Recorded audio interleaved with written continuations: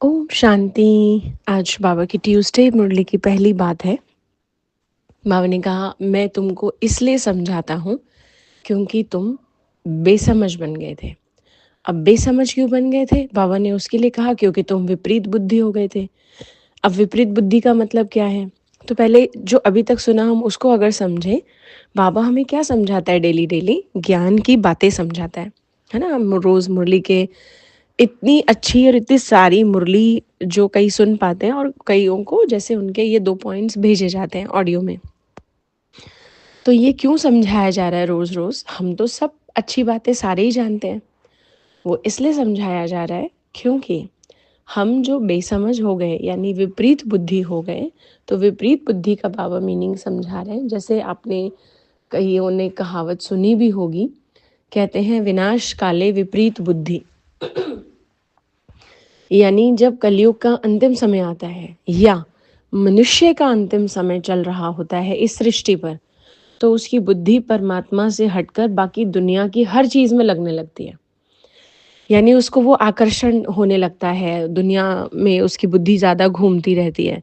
तो हम सभी का भी क्या हाल था ज्ञान में चलने से पहले ना, यही था कि हम दुनियावी बातों में ही लगे रहते थे।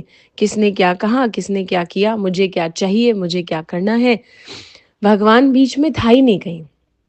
और अगर था तो फॉर्मेलिटी थी या परसेंटेज कम थी। यहाँ मेजॉरिटी की बाबा बात कर रहे हैं। तो इसी वजह से क्योंकि हम विपरीत बुद्धि थे, तो हमेशा ये कहावत है विनाश काले विपरीत बुद्धि विनश्यन्ति, यानी विनाश हो जाता है उनका। और भगवान एक पिता होने के नाते ये चाहता नहीं। इसलिए बाबा हमें रोज रोज समझाता है ताकि हम विपरीत नहीं पर प्रीत बुद्धि हो जाएं, यानी ऑपोजिट नहीं, भगवान के ऑपोजिट नहीं, बट भगवान के लविंग हो जाएं हम।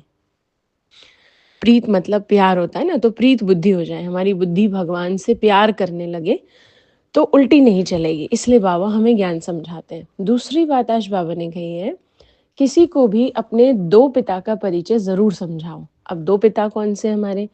एक शरीर का पिता है और एक आत्मा का पिता है। अब कई ऐसा समझते हैं माता पिता की सेवा करना बहुत अच्छी बात है, जो कि सच में राइट है।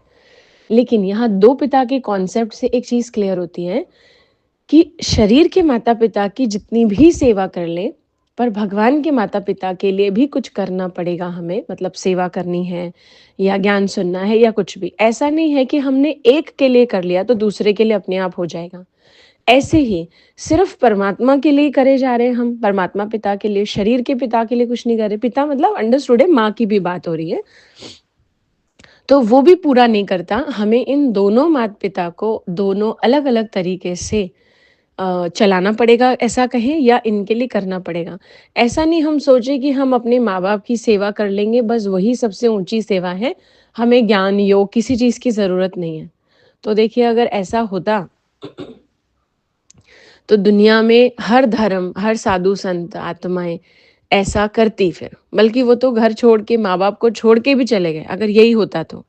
पर दोनों की ज़रूरी है, तो वो भी गलत नहीं है क्योंकि उन्होंने अपने माता-पिता की जितना समय साथ रहे उतना समय सेवा की, और फिर वो भगवान की याद से उन माता-पिता के लिए दुआएँ, आशीर्वाद माँगते हैं। पर जिनका रोल घर में रहने का है, वो क्या करेंगे? तो उनके लिए दोनों ही माता-पिता के लिए फ़र्ज़ निभाना बहुत-बहुत इम्पोर्टेंट है। हाँ, आप अपने शरीर के माता-पिता को ज़्यादा समय दे सकते हैं, बिल्कुल दीजिए। आत्मा के माता-पिता को कम समय दे सकते हैं, उससे उसको कोई प्रॉब्लम नहीं है, बट एट लीस्ट देना है। उससे क्या होगा कि वो भी हमारा ध्यान रखेगा। शरीर का ध्यान शरीर के माँ-बाप रखेंगे, मन का ध्यान, बुद्धि का ध्यान, कर्म का ध्यान हमारे आत्मा के माता-पिता रखेंगे। तो आज से हमें भी ये 2 बातें ध्यान रखनी है। ये है आज की मुरली। ओम शांति।